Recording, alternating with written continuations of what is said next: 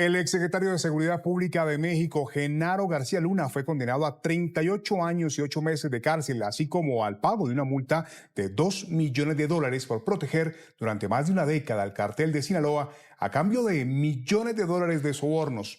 La justicia de Estados Unidos le impuso 460 meses por los cargos de narcotráfico y 6 meses por falsedad documental, que cumplirá al mismo tiempo. García Luna, de 56 años de edad, siempre se declaró inocente al considerar que la justicia estadounidense había utilizado información falsa proporcionada por el gobierno de México y testigos con antecedentes criminales que él persiguió cuando era el zar antidrogas. El ex zar antidrogas de México, Genaro García Luna, fue condenado el miércoles a casi 39 años de cárcel. Los 460 meses corresponden a los cargos de participación en empresa criminal continuada, conspiración para distribuir, poseer e importar cocaína y falsedad documental, por los cuales un jurado popular lo declaró culpable en 2023.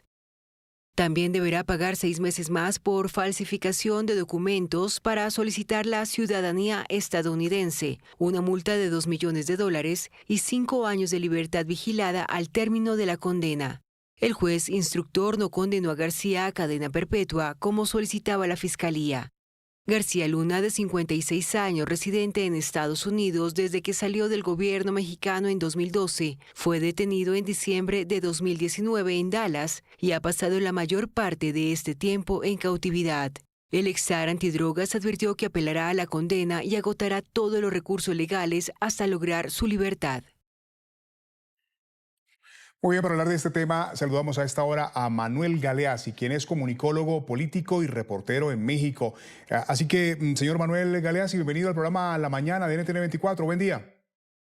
Hola Hugo y Diana, ¿cómo están? Muy buenos días. Muy encantado de saludarlos desde acá, Ciudad de Bueno, México. un inmenso placer saludarte esta mañana. ¿Cómo entender esta sentencia de Genaro García Luna? ¿Significará esto el comienzo de una nueva era donde se conozcan más funcionarios y tal vez funcionarios de alto nivel involucrados en toda esta trama de corrupción, de sobornos en la que está involucrado el narcotráfico? Pues todo dependerá de qué decide confesar y hablar, aunque ya se ha resistido a involucrar otros nombres. Sin embargo, es un poco denigrante el papel de los funcionarios que estaban en el cargo en aquel momento, sobre todo el expresidente Felipe Calderón.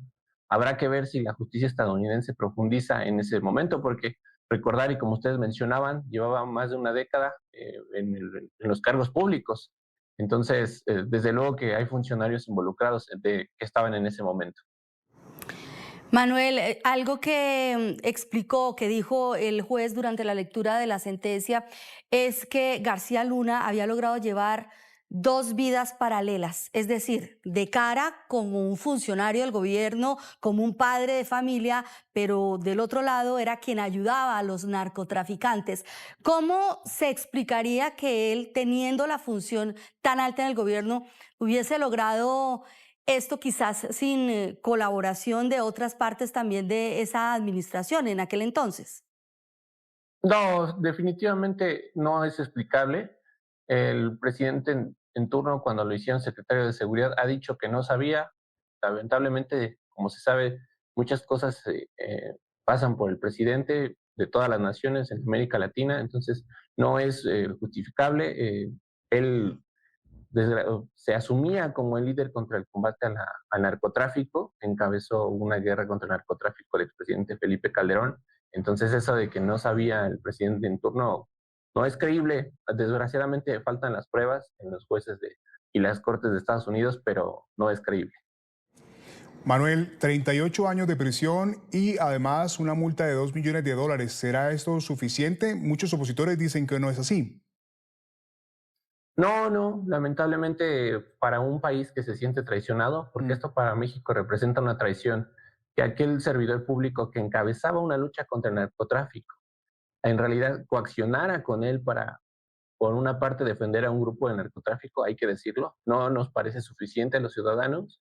Eh, Además de estos 38 años, ya le van a restar los que ya ha pasado, entonces para la justicia ciudadana y en México no es suficiente. Hay que decirlo también, tenemos denuncias en la Fiscalía General de la República por desvío de recursos y enriquecimiento ilícito. Hay condenas que se tienen que pagar de este lado en México y no nos parece suficiente. Para la oposición no lo es.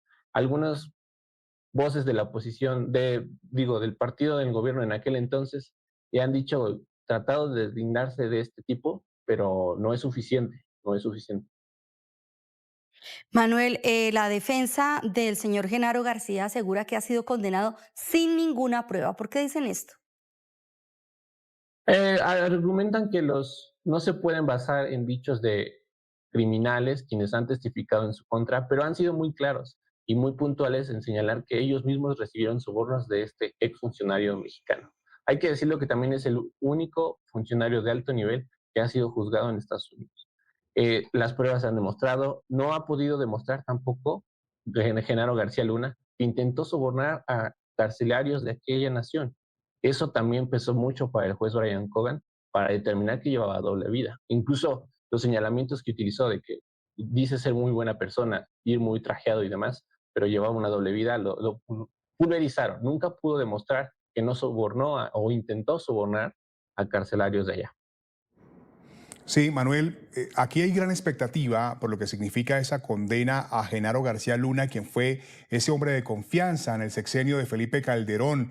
Y se preguntan muchas personas si aquí también esa investigación va a alcanzar al expresidente. Eso esperaríamos, pero, ¿sabes, Hugo? Estados Unidos no ha querido profundizar en eso. Desgraciadamente tiene varias implicaciones que hayan detenido a su exsecretario de Seguridad, el hombre más cercano y su hombre fuerte, como el mismo expresidente lo mencionó alguna vez, pero Estados Unidos no ha profundizado hasta el momento. Habrá que ver si utilizan como testigo protegido a Genaro García Luna y si él busca reducir su condena con base a eso. Pero, por desgracia, hasta el momento, Genaro García Luna no ha querido involucrar directamente a quien era su jefe. Además, hay que decirlo, un presidente anterior a Felipe Calderón, Vicente Fox, también le dio muchas atribuciones. Él ya colaboraba con la AFI. Entonces, esto no es solo de un sexenio, es 2 sexenios y toda esa complicidad de autoridades. Bueno, Manuel, un tema que también no puedo dejar pasar por alto tiene que ver con esa posibilidad de que los jueces y magistrados sean electos de forma popular. Ya dentro de muy poco Sí. tendremos esas votaciones y se ha dicho mucho de lo que eso representa por la facilidad que el narcotráfico tendría para colocar sus manos sobre esos jueces. Y México pues vive una temporada absolutamente muy compleja en materia de corrupción y de narcotráfico. ¿Cómo lograr que esa clase política y ahora la parte judicial no se vea más involucrada o más sometida al poder del narco? Ok, bueno, ahí la verdad es que hay que mencionar que la oposición ha manejado ese discurso de que el narcotráfico podría tener influencia sobre la elección de jueces, magistrados y ministros. Es un tema que ha tenido alta polémica en la agenda pública acá en nuestro país. Sin embargo, se supone que va a haber filtros, va a haber filtros. El gobierno en turno ha propuesto esa reforma constitucional que ya fue aprobada para tener filtros a quienes van a ser los candidatos. Esto quiere decir que va a haber un comité evaluador para que además, una vez seleccionadas las planillas que se van a votar, la ciudadanía vote. La idea es que pase por un escrutinio, tanto quienes van a aceptar las candidaturas y el pueblo elija. A Manuel Galeazzi, comunicólogo político y reportero en México, le agradecemos estos minutos que ha concedido a nuestro programa para tratar sobre este tema. Muchísimas gracias, le deseamos un feliz día. Hasta luego, muchas gracias. Y así llegamos a nuestra primera pausa, pero en minutos regresamos con más información acá en la mañana de NTN 24. Ya volvemos.